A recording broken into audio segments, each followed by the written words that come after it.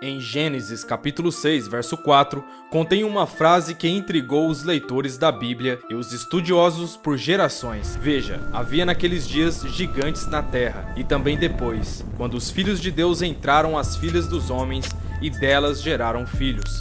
Estes eram os valentes que houve na antiguidade, os homens de fama. Se você fazer uma pesquisa rápida sobre a palavra Nephilim, você verá que eles eram seres gigantescos que descendem da união entre o espiritual, filhos de Deus, e o carnal, filhas dos homens. Viveram nos tempos antes do dilúvio e ficaram conhecidos pelos seus feitos heróicos. Nesse vídeo, vamos analisar se há hoje no mundo algum fóssil que possa comprovar seres humanos gigantescos do passado e comentar sobre o que as mitologias falam sobre estes seres também. Mas o mais importante, vamos analisar o que a palavra de Deus diz a respeito deste assunto. Quem eram os filhos de Deus? A Terra foi visitada por alienígenas? Eram anjos caídos que coabitaram com mulheres e produziram uma raça de super-humanos? Quem eram esses misteriosos filhos de Deus? O que esta história em comum significa? Então, no vídeo de hoje falaremos sobre Nephilims, os gigantes que habitavam a Terra. Meu nome é Lucas Dário e sejam bem-vindos ao Testemunhando Jesus Cristo. Onde aumentou o pecado, transbordou a graça.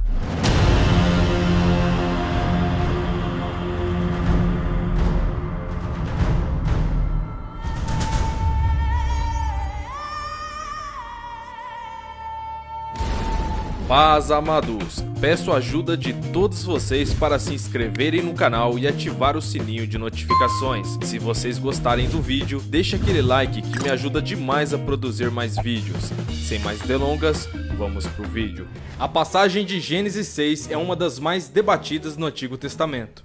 As três interpretações principais são: primeiro, os filhos de Deus representam a linha divina de Sete, e as filhas dos homens representam a linhagem ímpia de Caim. Seu casamento misto levou à apostasia, transigência e pecado. Segundo, os filhos de Deus são reis poderosos que praticavam uma poligamia forçada, tomando esposas de todas as que escolheram, levando a outras práticas perversas. Terceiro, os filhos de Deus são anjos caídos que coabitaram com mulheres humanas, as filhas dos homens, produzindo descendentes que eram tiranos, homens gigantes que povoaram a terra. Existe mais uma teoria que não vou colocar como interpretação, porque não está na Bíblia, que é o seguinte: alguns até afirmam o envolvimento de alienígenas que supostamente mudaram o código genético humano para produzir uma super raça de homens gigantes misturados com animais, bastante similar com a teoria de Lilith e o demônio do Mar Vermelho. Essa teoria que eu fiz está no vídeo Existiram Humanos Antes de Adão e Eva. Inclusive, se você ainda não assistiu esse vídeo, vou deixar o link na descrição. Mas que teorias de alienígenas é essa? Pois bem, antes de entrar nas três interpretações principais, já vamos mencionar essa, pois é a mais estranha e não tem nenhuma ligação com a Bíblia. Quem acredita nessa teoria, acredita que alienígenas gigantes que vieram do céu ajudaram a humanidade a construir alguns edifícios que só daria para construir nos dias de hoje com o uso de máquinas super desenvolvidas, como por exemplo, as pedras de Sacsayhuaman. Não sei se pronunciei certo. As paredes interligadas da fortaleza milenar compõem-se de pedras que chegam a pesar cerca de 360 toneladas cada uma, transportadas ao longo de 32 quilômetros, antes de serem levadas e colocadas no devido lugar, com uma precisão semelhante ao laser.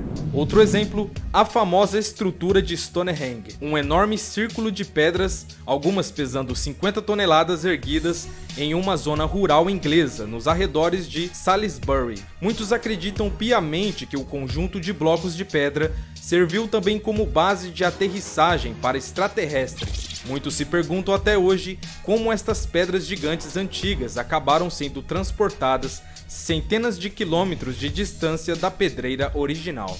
Terceiro exemplo, esculturas da Ilha de Páscoa. Esculpidas na pedra e datando de mais de 1000 anos, as quase 900 figuras humanas estão espalhadas ao longo das encostas dos vulcões extintos da ilha. As figuras têm em média 4 metros de altura e pesam 14 toneladas, e parecem ter sido esculpidas a partir de um tufo vulcânico encontrado na pedreira Terrano Haraki. Ali residem mais de 400 estátuas ainda em diferentes fases de construção. Algumas já estão construídas e aguardam apenas o transporte para o lugar que lhes estava destinado. Eles se perguntam como que esses transportes eram efetuados há 1 milênio atrás.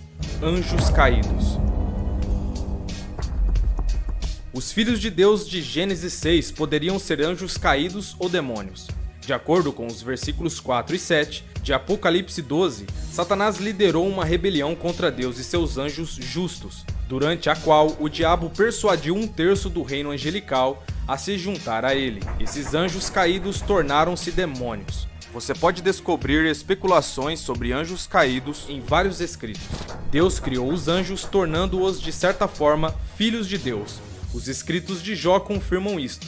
Em Jó capítulo 1, verso 6 e Jó capítulo 2, verso 1, filhos de Deus claramente se refere aos anjos, tanto anjos justos quanto a demônios, pois Satanás estava entre a Assembleia Celestial. Em Jó 38, verso 7, também se refere aos anjos como filhos de Deus, regozijando-se com a criação do mundo. Em nenhum dos exemplos, os filhos de Deus se referem aos humanos, pois nenhum ser humano podia aparecer literalmente diante do trono celestial de Deus. E em segundo lugar, os humanos ainda não haviam sido criados. Portanto, uma maneira pela qual a Bíblia usa filhos de Deus é referido-se aos anjos. Mas poderiam os anjos ter se casado com mulheres e se reproduzido? A Bíblia é a única autoridade no mundo espiritual.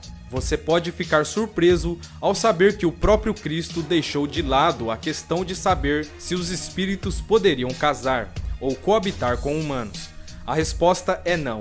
Diante de uma pergunta capciosa com o objetivo de enganá-lo, Jesus apontou a ignorância de seus questionadores. Um grupo de saduceus apresentou um cenário ridículo em que uma mulher, seguindo a lei do levirato, encontrada em Deuteronômio 25, versos 5 a 6, acaba se casando com 7 irmãos. Quando morre um após o outro, a pergunta era: de quem ela será esposa na ressurreição? Bem, os saduceus não acreditavam na ressurreição. Sua única intenção ao fazer essa pergunta era tentar embaraçar Cristo. Jesus respondeu: não se engane, pois, por não conhecer as Escrituras nem o poder de Deus, porque ao ressuscitarem dos mortos não se casam nem se dão em casamento, mas são como os anjos do céu. Os humanos justos ressuscitados serão seres espirituais, até mesmo acima dos anjos. Jesus Cristo declarou que os santos ressuscitados não se casariam, e na mesma resposta ele mostrou claramente que os anjos não se casam.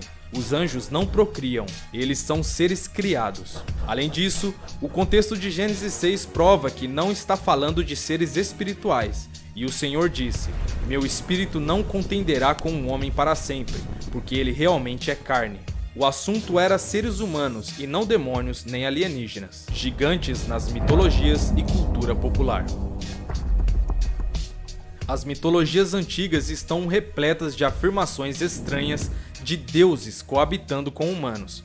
E hoje não é diferente. Não é de surpreender que, nesse mundo fascinado pelo sobrenatural, existem inúmeros livros, filmes e sites da internet que abordam o mesmo tema. Folclore das religiões, os gigantes são seres de aparência humana, mas às vezes são prodigiosos em tamanho e força, ou apresentam uma aparência notável. A palavra gigante, atestada pela primeira vez em 1297, foi derivada dos gigantes da mitologia grega. Formaram a percepção moderna dos gigantes como monstros estúpidos e violentos, às vezes chamados de comedores de humanos, como o anime de Attack on Titan representa, enquanto outros gigantes tendem a comer apenas os gados. Veja agora alguns exemplos de gigantes conhecidos em suas mitologias. Balor, o gigante da mitologia irlandesa. Na mitologia irlandesa, Balor era o rei dos Fomorianos, uma raça de gigantes que se dizia ser os primeiros colonizadores da Irlanda. Balor, assim como Ciclopes, era um gigante de um olho só e o deus da morte. Quem fosse pego em seu olhar morreria instantaneamente. Hrungnir, gigante da mitologia nórdica. Existem incontáveis gigantes nas lendas nórdicas, e Hrungnir era um dos maiores e piores. O resumo da história desse gigante é que ele foi derrotado por Thor com seu martelo Mjolnir.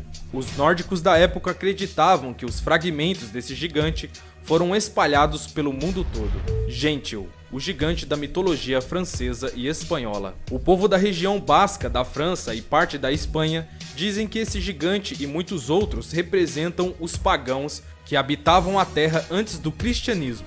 Gentil era enorme, forte e peludo, e adorava jogar pedras nas pessoas. Por isso, acredita-se que ele tenha construído os muitos círculos de pedra megalíticos da região basca. De acordo com a lenda, o gigante morreu depois que uma nuvem enorme e brilhante apareceu anunciando o nascimento de Jesus.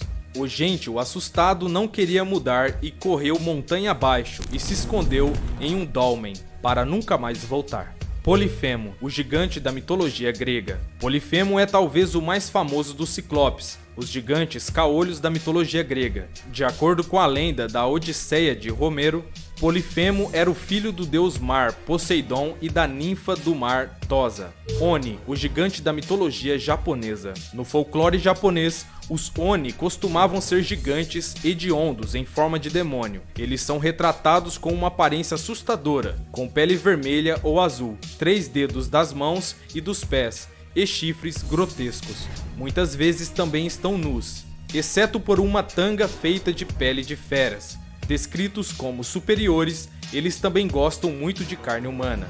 Gog-Magog, gigante da mitologia britânica.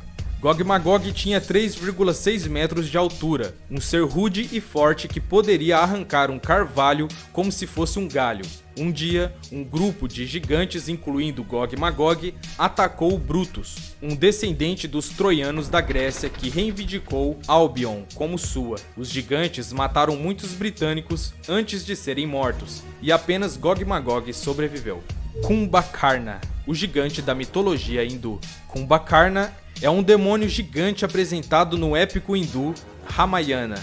Era gigante em tamanho e em seu apetite também, mas devido a um truque da deusa Saraswati, sua língua foi amarrada de forma que quando ele tentou pedir uma bênção, em vez disso ele pediu uma cama, e como resultado ele foi condenado a dormir 6 meses por ano. Golias era um gigante? Muitas histórias pela Bíblia não podem mais serem reconstruídas em seus detalhes. Uma delas é a história do desafio entre Golias e Davi, que estava se afirmando como rei de Israel, depois de Saul.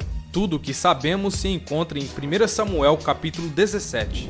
Os judeus costumavam interpretar a Bíblia também no tempo de Cristo, usando vários níveis de leitura, que ia do simples ao mistério. Passando pelo estudo, nós normalmente paramos no nível simples, no sentido literal do texto. É uma etapa necessária, mas não basta para lermos a Bíblia. Precisa ver a mensagem e o que o texto quer dizer. E isso se consegue somente com um pouco de estudo. Pois bem, Golias era ou não era um Nephilim? No caso, um gigante. Golias era um homem muito grande. O texto em 1 Samuel capítulo 17, verso 4, diz que Golias tinha 6 côvados e 1 palmo. Irmãos, a medida de um côvado é de 45 centímetros e 1 palmo são 22 centímetros. Então, Golias tinha 2,92 metros. Era muito grande. Ser um homem de 2 metros já chama a atenção de todo mundo na rua hoje. Imagina um de quase 3 metros. E um detalhe, com armadura e espada, furioso contra o povo de Deus. Davi teve que ter muita fé. Os gigantes na Bíblia. A Bíblia nos fala sobre os gigantes em várias passagens, todas estão aparecendo aí na tela. Mas, na pressa de ler algum significado exótico na Bíblia, alguns se apegam à palavra gigantes em Gênesis 6, verso 4. A partir dessa palavra, eles extrapolam a ideia de casamentos que produziram uma raça de super-humanos. Mas leia o versículo com atenção. Havia gigantes na terra naqueles dias, e também depois, quando os filhos de Deus chegaram às filhas dos homens, e elas geraram filhos. Esses foram os homens poderosos que existiram na antiguidade, homens de renome. Os casamentos de Gênesis 6 não trouxeram os gigantes à existência, eles já existiam. A palavra hebraica traduzida como gigante é Nephilim, como a gente já citou aqui. O gigantismo não é estranho ou único. Existem pessoas de estatura incomumente grande nos dias de hoje, mas pode haver ainda mais que possamos colher ao estudar essa palavra. A concordância de Nephilim oferece traduções alternativas de um agressor ou um tirano. O termo em hebraico implica não tanto a ideia de grande estatura, mas de ferocidade imprudente. Personagens ímpios e ousados que espalham devastação e carnificina por onde passa. Em outras palavras, Nephilim poderia se referir não apenas ao tamanho, mas também ao caráter. Esses gigantes poderiam ser agressores violentos que oprimiam as pessoas. Certamente, eles não eram homens justos, pois seu caráter estava longe de ser piedoso. A palavra raiz para Nephilim é Napal, que também tem o significado de fugitivo. Certamente isso se encaixaria bem com o entendimento de que havia pessoas nos tempos antigos que estavam longe de Deus. Humanos como filhos de Deus. Assim como os anjos eram filhos de Deus pela criação, a frase também pode se referir aos humanos. Isso segue logicamente o ponto de Gênesis 6, verso 3, que este segmento está falando sobre seres humanos. Um exemplo disso no Antigo Testamento pode ser encontrado em Malaquias capítulo 2, verso 10, que fala da humanidade ter um pai. Outra maneira de dizer que todos os humanos são filhos de Deus. Em Lucas capítulo 3, verso 38, chama Adão de filho de Deus, o que implica que Adão era filho de Deus pela criação. Há ainda um terceiro significado que a Bíblia dá aos filhos de Deus, pessoas que se tornam filhos espirituais de Deus por meio da conversão. Paulo escreveu: pois todos os que são guiados pelo Espírito de Deus, esses são filhos de Deus. Esse significado é confirmado em muitas referências, incluindo Gálatas 3, verso 26, Mateus 5, verso 9 e Romanos 9, verso 26. Existem também várias referências a humanos se tornando filhos de Deus por meio da conversão, em todos esses versículos que estão aparecendo aí na tela. Provas que existiram gigantes. Sabemos que a internet está cheia de fake news. Quem já não viu essas imagens? E essa? E essa aqui? Então, em minhas pesquisas, tomei o máximo de cuidado para trazer as fontes mais confiáveis possíveis e achei algo interessante. Arqueólogos chineses encontraram esqueletos de 5.000 anos pertencentes a indivíduos com um tamanho fora do normal para a época. Os gigantes foram descobertos durante uma escavação na província de Shandong, no leste da China. O mais alto deles, do sexo masculino, chegava a medir 1,90 m, enquanto os outros demais tinham por volta de 1,80 m de altura. Segundo as estimativas dos cientistas, mesmo que não se saiba exatamente qual era a média da altura da época para aquela região, estudos revelam que nesse mesmo período na Europa, homens mediam 1,65 metros, muito abaixo da medida dos indivíduos recém-descobertos na China. Tem também esta espetacular pegada que foi descoberta em 1912 por um caçador chamado Stoffel Coetzee, na África do Sul, próxima à cidade de Mipaluzi. Na época, esta área muito remota era conhecida como Transvaal Oriental e era repleta de vida selvagem, inclusive leões. Ela ainda permanece nas mesmas condições de quando foi descoberta, e a possibilidade que a pegada tenha sido esculpida por alguém devido à localização é bem remota. Ainda hoje é difícil de chegar na área. O provável significado de Gênesis 6, verso 4. Dados todos os fatos sobre Gênesis 6, a conclusão mais razoável sobre o significado do versículo 4 é a que esses casamentos foram mais atos de desafios à vontade de Deus. Não há evidência de seres sobrenaturais se casando com humanos ou de uma raça de seres meio humanos e meio espirituais. Irmãos, em minha opinião, os gigantes existiram sim, mas com genética de nascimento normais de homens com mulheres, não necessitando de anjos, pois fico com a palavra que Jesus disse em Marcos 12. Mas é apenas a minha opinião. Paz, amados, eu agradeço a Deus e a vocês pelos 40 mil inscritos. A respeito desse vídeo, eu dei a minha opinião, então deixa aqui nos comentários a opinião de vocês. Eu leio todos os comentários. E esse foi o vídeo, amados. Se vocês gostaram desse vídeo, deixe seu gostei, se inscrevam no canal e não se esqueçam de ativar o sininho de notificações. Deus abençoe a todos, até o próximo vídeo.